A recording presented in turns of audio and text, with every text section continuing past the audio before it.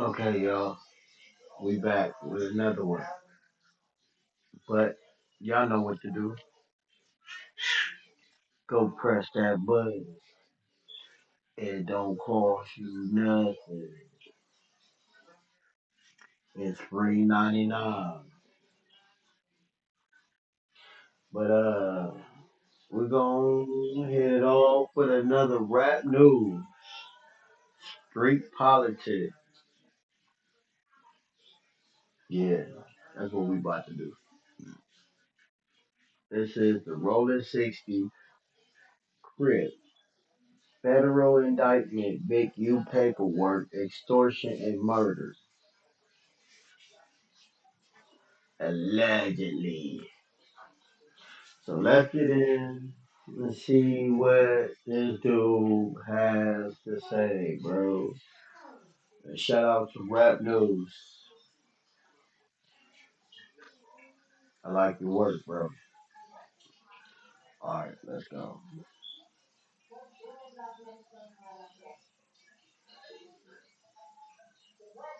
Politics, the best hood channel on YouTube, and y'all know that we had to cover this Big U indictment.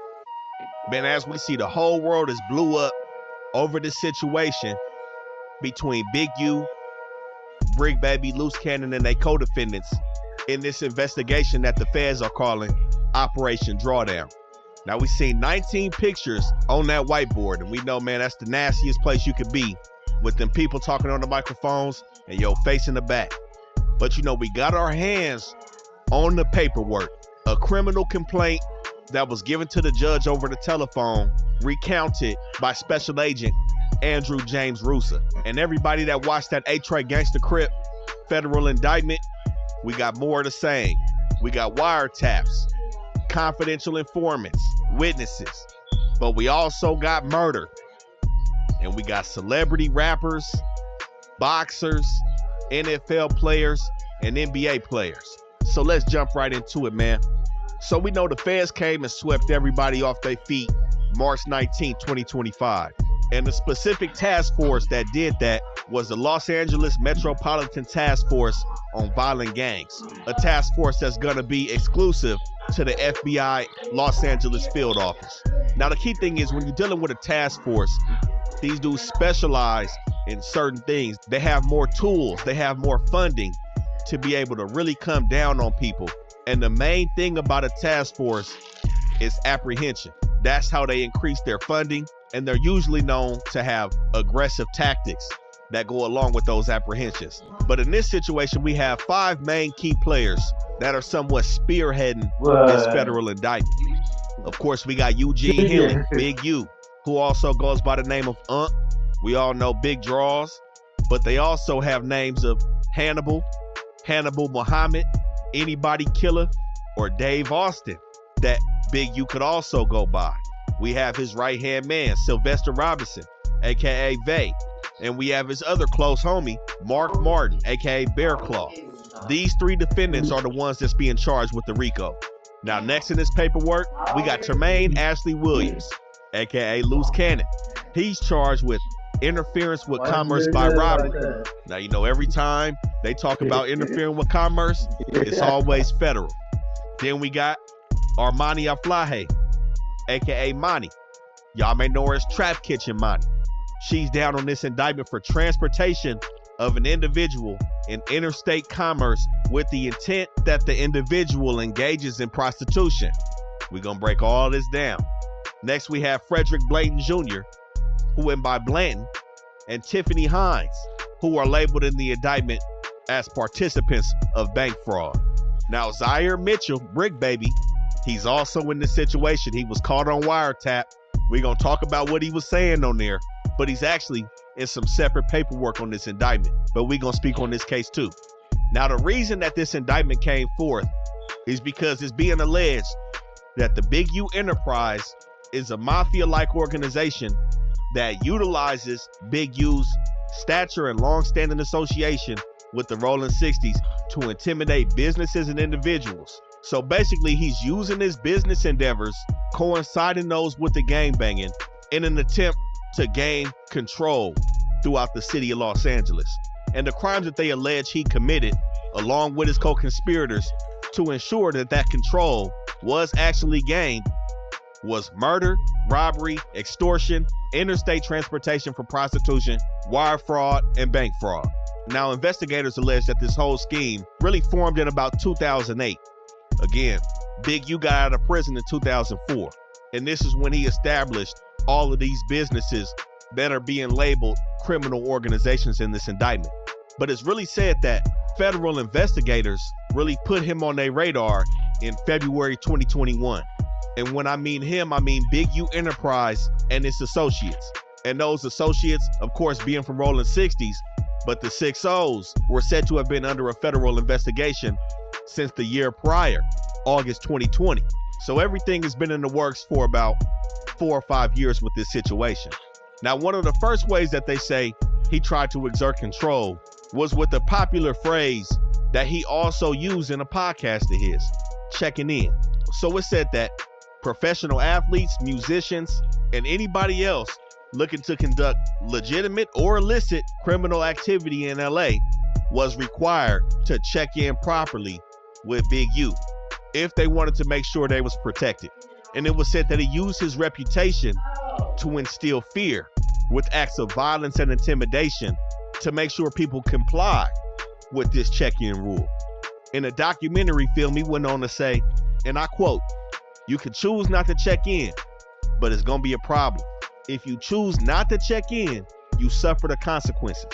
And in separate statements, he went on to say that example of one of those consequences is what transpired with Quando Rondo and his people. Video from the scene appears to show Quando Rondo distraught while first responders move the body. He said they didn't check in properly, and we all know them dudes from Chicago laid his cousin to rest over there by the Beverly Center. Now, he alluded to the fact that he could have changed that situation if Quando Rondo had to deal what he was supposed to do, especially claiming to be a member from 6-0.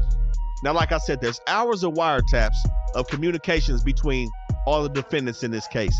And since the inception of this investigation, more than 50 people have been physically interviewed by the folks and agreed to voluntarily provide information in regards to different situations surrounding Big U.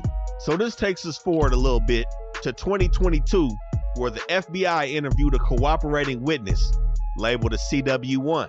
He's the one who provided all the information about this whole check-in process and made them privy to how Big U is shaking people down when they come to town. This confidential witness also broke down how Big U Enterprises was the money-making gang inside of the Rollin 60s.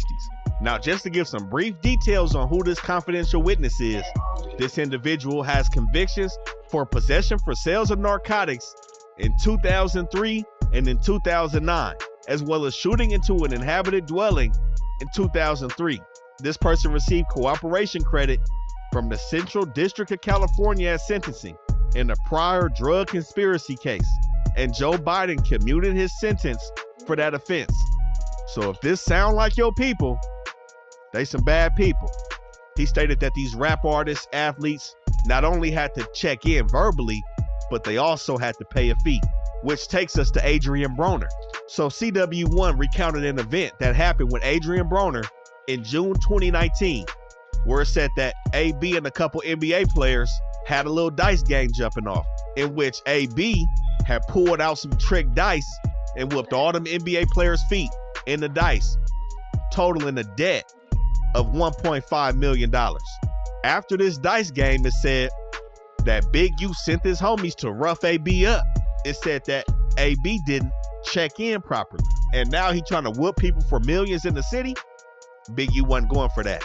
So it said his involvement was really at the root of the whole situation due to him being involved in the parties, the gambling parties, dice games, little celebrity parties. He was in the mix everywhere.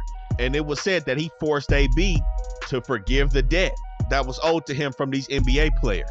But it didn't stop there.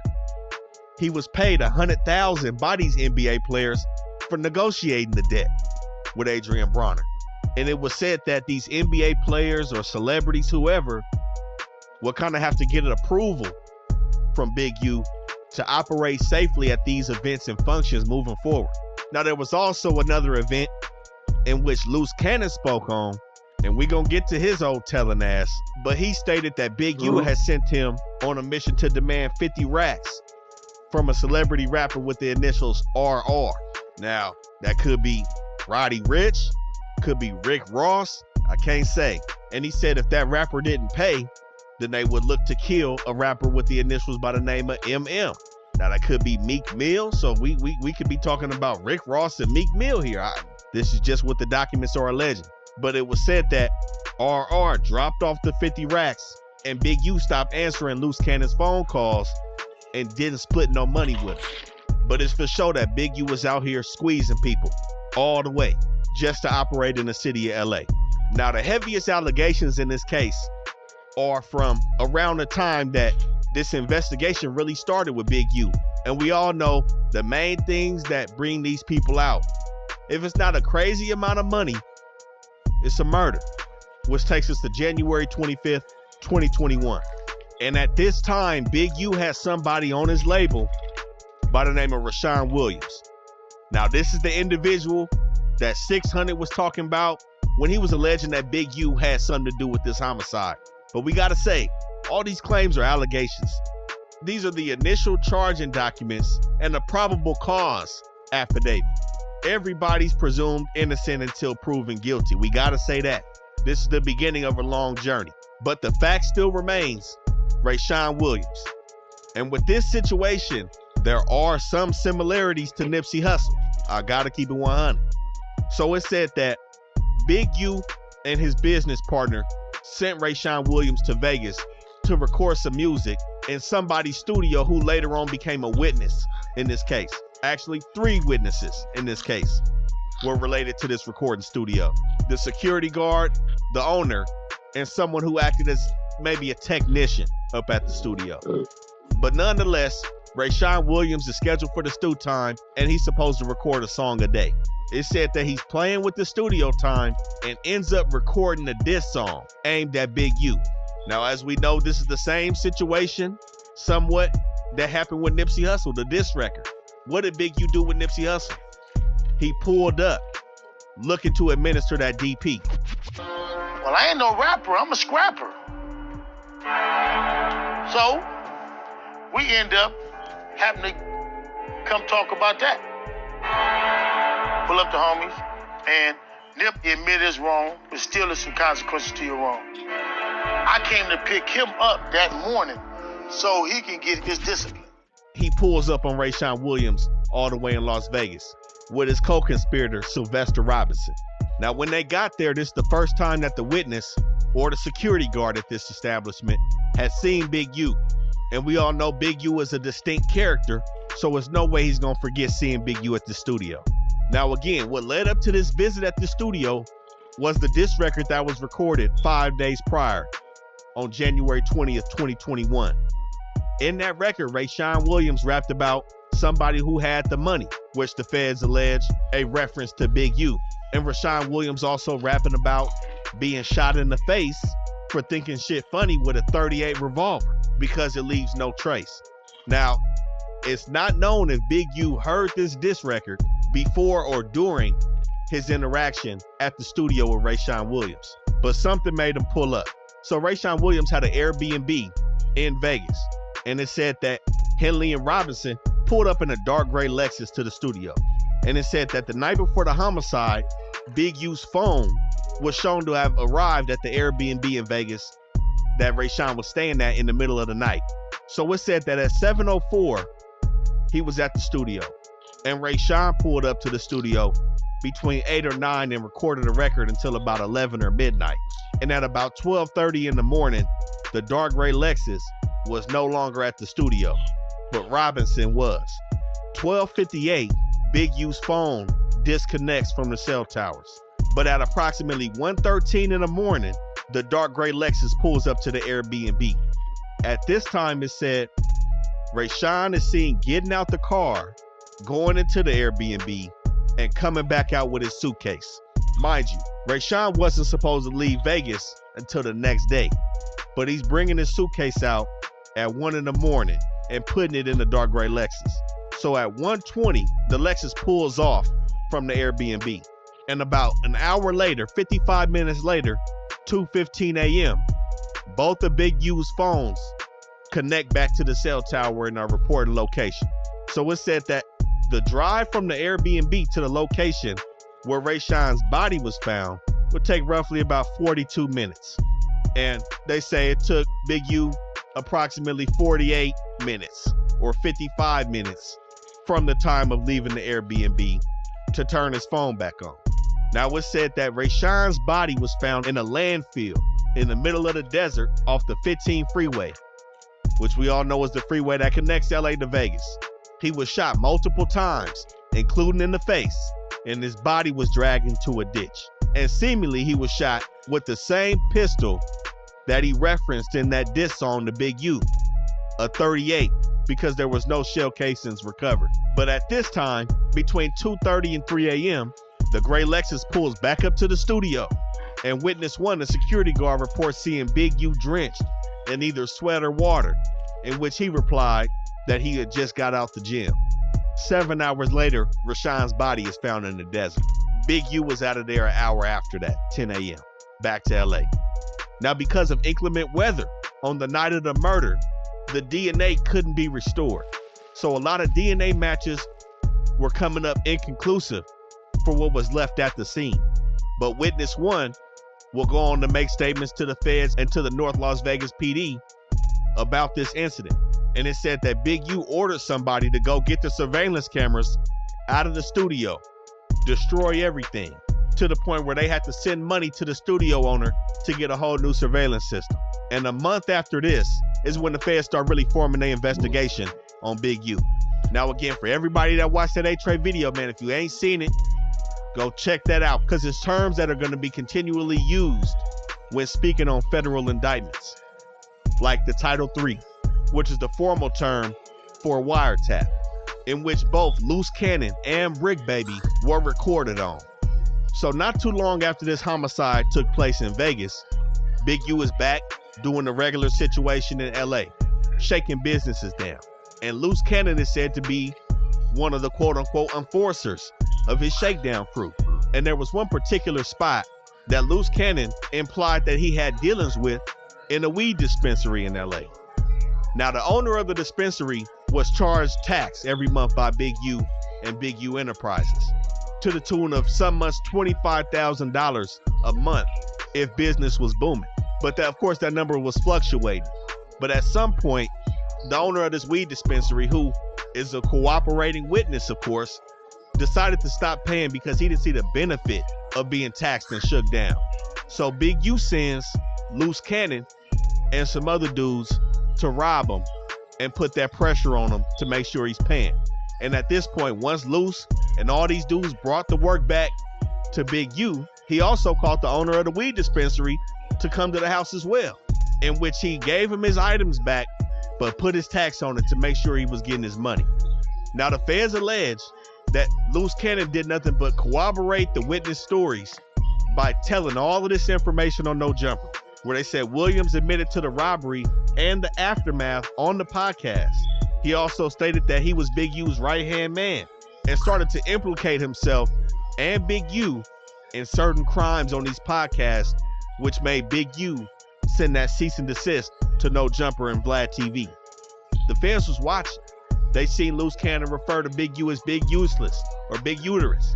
And they also have the January 3rd incident that happened this year when Loose Cannon struck somebody in the head and knocked him out with the pistol and proceeded to remove valuables from him, the jewelry, cash, cell phone, and added up everything to being over $5,000. They watched statements that Loose Cannon made saying he was Big Useless's enforcer, that he loves to fight, and that incident could have went a lot worse, implicated itself in this assault, and implicated itself into working for a criminal enterprise, Big U Enterprises. He also posted some of the fight and also spoke about how he was with Big U when P&B Rock was killed, and that they would have told him to comply with them dudes that killed him from A7 so they can bargain and get his jewelry back and tax him on the back end. He implicated himself in all of this, and we see him looking stupid looking at his wife now with the feds all around him. All that playing, doing too much playing on the internet. This shit not a game no more. You know, these dudes was known for fabricating situations, making up stories and falling back in and falling out with people, doing a bunch of shit. Now people looking crazy. He also made statements online that he kidnapped a victim and put him in the trunk of his car and drove him to Big U's house. Why are we talking about this? It said y'all was trying to kidnap him. No, that's capital. So explain that story. Wait, so how did you even come in contact with it? And I think supposedly there was a Big U portion of it. Yeah. So basically, Grabbed him. security is LA niggas. Yo, I We noticed from that. Rollin 60s. So, nigga, if you gonna protect somebody or whatever, you gonna pick that issue. You just getting paid $500 a day, just to make sure he good. But nigga, you gonna lose your life.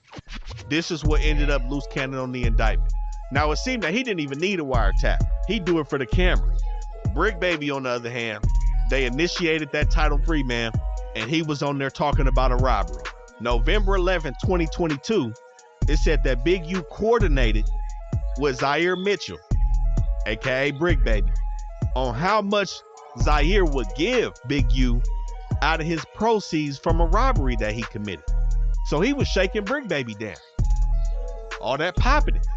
But this is why he was still allowed to participate in hood activities and claim the hood, bang the hood, do all this. He getting shaken down by the OG. So all them dudes, Don Bonelli, everybody that was calling him out, come to the hood, that shit didn't matter because he was paying his dues. As you should. I mean, that's what everybody does. That's what the G homies is looking for, especially from these young niggas. Anybody that's gonna get on here and debate that, you ain't never seen it, man. That's crazy. This is what happens, especially to the younger generation, man. We seen what happened to Sucker Free over in Lennox. We seen what happened to Money Sign Suede. Y'all go make sure y'all check our Nipsey video out. Kevin McIntosh put a copyright strike on us. Kev Mac made us take it down. He did that, told on us on YouTube, trying to protect the situation. We broke this situation down in 2021. Look what happened to Nipsey. Go see what was said in there. But it was said that Brick Baby robbed somebody and Big U was counting out the money and said it was only 2-3 racks. Brick said it was supposed to be between 5 and 7. But this little situation right here got him wrapped up in a federal indictment on the wiretap and paying the OG homie, furthering the criminal enterprise is what they saying. So just like we spoke on in that and Hefe A-Tray Gangsta federal case, where they had controlled buys with confidential sources and witnesses, same goes here. Instead of buys, they had controlled extortion payments. So the people that Big U was shaking down, the FBI was giving them money to make sure it gets into Big U's hands as a documented payment for his extortion methods. November 19, 2021, again, not even a year after that murder, the FBI provided $500 in cash for the meeting, and Victim 1 paid that money to Henley. January 20th, 2022, the FBI provided $1,000 in cash that Victim 1 paid to Robinson for Henley. February 17, 2022, the FBI provided another $1,000 in cash that Victim 1 paid to Robinson on camera for Henley.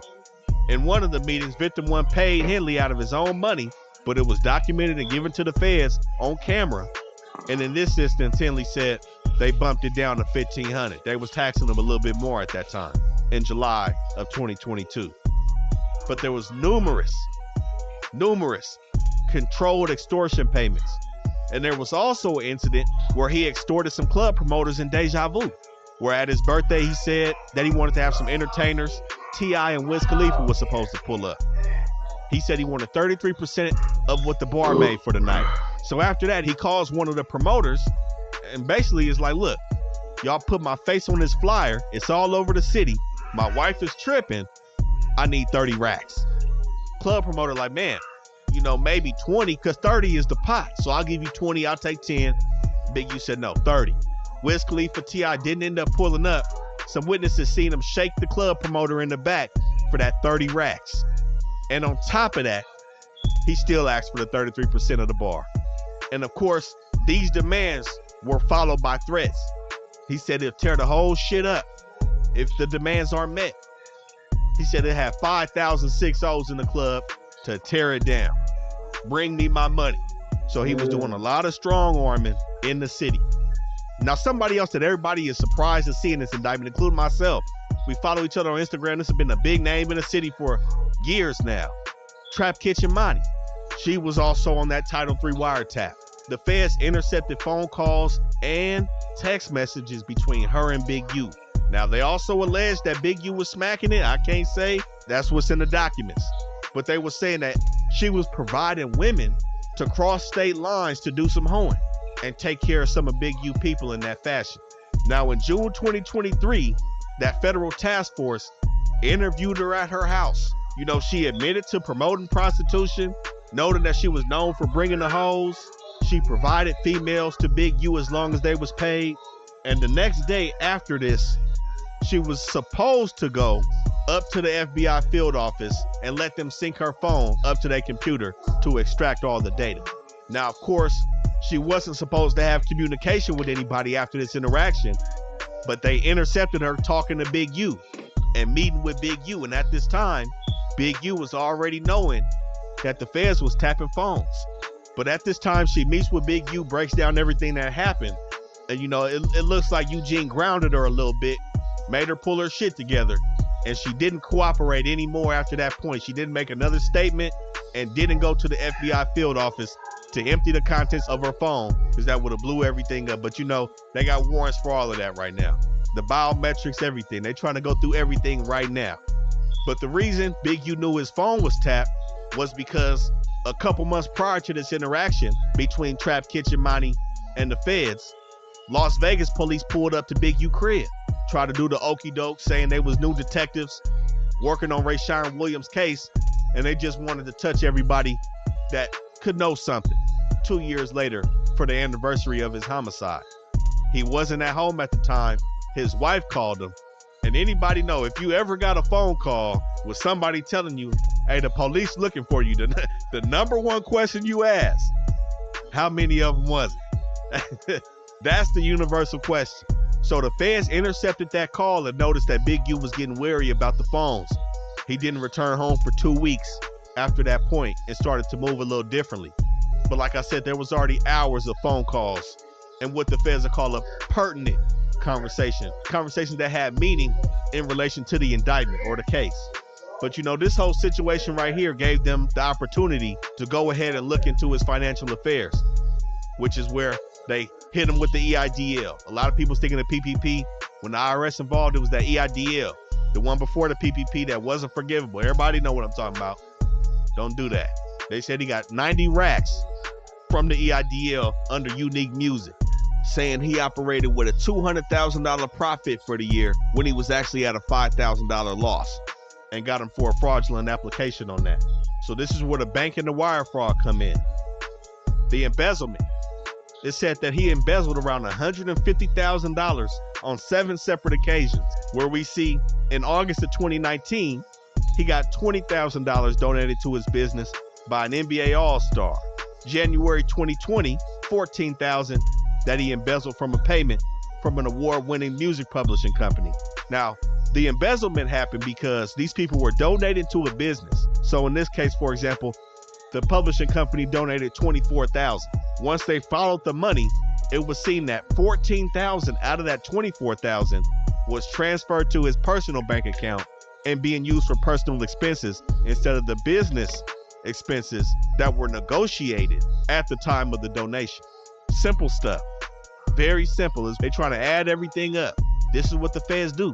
And it said September 21st, 2022. He embezzled $19,000 out of a $20,000 donation from an NBA MVP, former NBA MVP. And he also had a situation with ex-NFL player Willie McGinnis, who I believe is Willie McGinnis, based on a situation that Willie McGinnis had in the club at the same exact time. And the indictment is referencing somebody named WM, who was a former professional football player, where it said that this individual busted somebody in their head with a bottle at the club. Big U had to step in and had to squeeze them folks from pressing charges, getting the heat off Willie McGinnis. Is this how his son is in the NFL? I can't say. I'm not gonna go there. Of course, you got to be talented, but we see a lot of the company Big U was keeping. It's some high-ranking people, especially in LA. Now, they also allege that he misappropriated funds from the GRID program and from the city of LA. Now, the GRID program is also that situation where 600 and all these dudes is talking about how he's working with the police. It's a gang intervention program where they do have dealings with the folks as well. But clearly, if he was operating with the folks, it didn't help him none in this situation, man. When we see it looks like 600 really is the folks. But since 2015, his company Developing Options received $550,000 from the GRID program. And between July 1st, 2018 to July 30th, 2023, he received $2.3 million from the city of Los Angeles. This is what people was talking about when they said that peace was inflated. That peace movement that was happening in LA, 8 Trays, the Hoovers, whoever, 6-0s was sitting down, is some large money involved in peace in these intervention programs. This is what was being alleged, this type of paper. You can't fault nobody for trying to get a legal bag. But when the funds are misappropriated, this is how you see a situation like this. And on the wiretaps, we also see multiple threats, many to WAC 100, where he's communicating with people stating that he needed to break WAC 100's jaw and that he needed to beat the shit out of WAC 100. There was also a situation where he described threatening to kill some dudes from Grape Street, saying he had paperwork on some of his homies in the 60s, and speaking on how he's the biggest Rollin 60 member to ever exist, including Nipsey Hussle. So, you know, this is very early in this situation between Big U and his co-conspirators. But we're going to keep providing y'all with this dope content, man. Y'all make sure y'all like, comment, and subscribe, and stay tapped in, man. Rap News, Street Politics. Yeah, bro. Stay tapped in. Like, subscribe, leave a comment.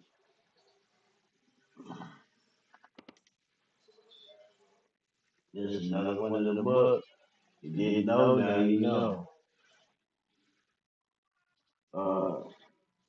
The modern narrator. Cash App at the bottom. $ K933. Please donate. All I ask for donations. That's it. I'm out.